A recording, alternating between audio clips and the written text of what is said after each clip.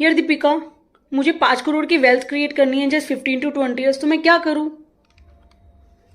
अरे दीक्षा, क्यों नहीं? अगर आपको 5 करोड़ की अपनी वेल्थ क्रिएट करनी है जस्ट 15 to 20 ईयर्स, तो आपको म्यूचुअल फंड में इन्वेस्ट करना होगा और कुछ बातों का ध्यान रखना होगा। आपकी मंथली सिप आपको 5 करोड़ की वेल्थ क्रिएट करने के लिए कम से कम 50,000 रुपए पर मंथ जो है वो सिप में इन्वेस्ट करने पड़ेंगे। नंबर 2, दैट इज आपका पोर्टफोलियो। अगर आपको 5 करोड़ की वेल्थ क्रिएट करनी है तो आपको कहीं ना कहीं इक्विटी ओरिएंटेड पोर्टफोलियोज में ही इन्वेस्ट करना होगा, क्योंकि इक्विटी इन्वेस्टमेंट जो होती है वो रिस्की जरूर होती है, लेकिन उसमें रिटर्न बहुत ज्यादा होती है, क्योंकि higher the risk higher the return. Point number 3, that is diversification of portfolio. आपको अपने पोर्टफोलियो को कहीं ना कहीं डाइवर्सिफाई करके चलना होगा। उसमें mid cap, small cap, large cap सबको इंक्लूड करना होगा।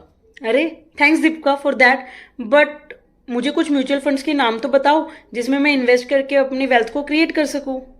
ठीक है दीक्षा, अब मैं आपको कुछ म्यूचुअल फंड्स के नाम बताने वाली हूँ जिसमें आप इक्वली इन्वेस्ट करके अपने पोर्टफोलियो को डाइवर्सिफाई भी कर सकते हो और 15 to 20 ईयर्स में आप अपने कॉर्पस को 5 करोड़ तक ले जा सकते हो। Number 1, multi cap fund, Kotak multi cap fund और Nippon India multi cap fund. Number 2, mid cap funds. Mid cap funds में Motilal Oswal mid cap fund and Nippon India growth fund.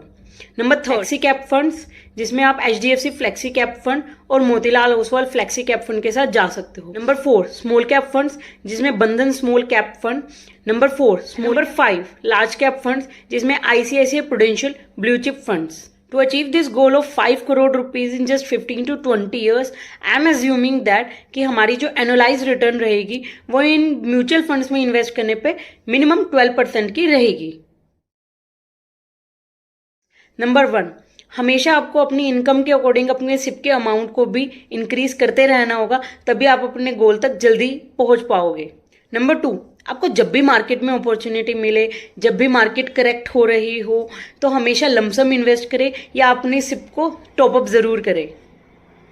Number 3, हमेशा अपने पोर्टफोलियो को रिव्यू करते रहिए और देखते रहिए कि क्या आपका पोर्टफोलियो आपके टारगेट के अकॉर्डिंग अचीव हो रहा है या नहीं हो रहा है। Thanks Deepika for this information, but मुझे थोड़ी सी कंफ्यूजन रहती है कि ये मिड कैप फंड क्या होते हैं, ब्लू चिप फंड्स क्या होते हैं, तो आप मुझे थोड़ी सी इन्फॉर्मेशन इसके ऊपर भी दे सकते हो? यार दीक्षा, उसके लिए आपको मेरी आने वाली वीडियोस को देखना होगा और मेरे चैनल को जरूर सब्सक्राइब करना होगा।